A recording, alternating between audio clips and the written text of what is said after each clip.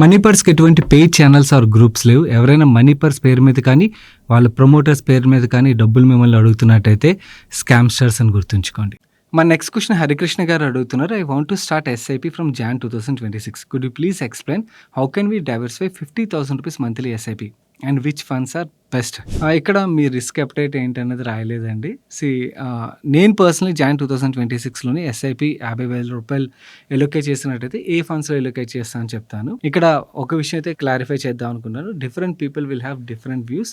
నేను personally I'm aggressive investor. Okay. So నా even conservative అప్రోచ్‌లో కూడా అగ్రెషనే కనబడుతదన్నమాట. అంటే రిస్క్ తగ్గిస్తాను. బట్ అక్కడ కూడా అగ్రెషనే కనబడుతది. సో ఫస్ట్ థింగ్ అది క్లారిఫై చేద్దాం అనుకున్నా. ఎందుకంటే దేర్ ఆర్ డిఫరెంట్ పీపుల్. మనకి ఆన్‌లైన్‌లో మీరు టెక్స్ట్ బుక్ కాంటెక్స్ట్‌లో మాట్లాడుకున్నట్టయితే ఈవెన్ 25, 26 ఇయర్స్ వాళ్ళు కూడా డెట్‌లో పార్క్ చేయమని చెప్తారు. నేనైతే పార్క్ చేయను. ఎమర్జెన్సీ ఫండ్ తప్పించి మిగిలిన డెట్‌లో పెట్టను.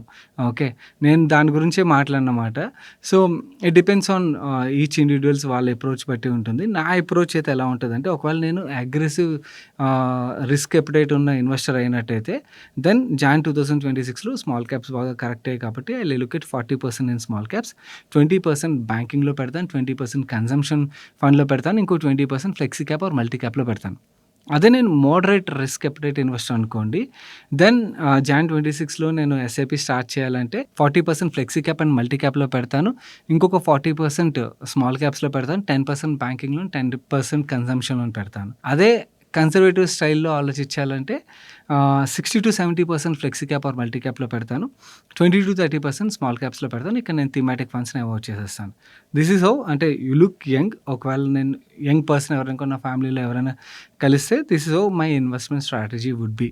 ఓకే. నేను ఇక్కడ డెట్ గురించి మాట్లాడట్లేదు, కమోడిటీ ఫండ్స్ గురించి మాట్లాడట్లేదు. ఎందుకంటే these are not long term investments. నా ప్రకారం అవి ఏంటంటే డెట్ ఫండ్స్ ఏవైతే ఉంటాయో ఒక కంటిన్యూన్సీ మనకి పనికొస్తుంది. కమోడిటీస్ ఏంటంటే సైకిల్ ప్లే చేయగలిగితే ఫైన్, సైకిల్ ప్లే చేయలేకపోతే అక్కడ రిస్క్ కూడా ఉంటుంది.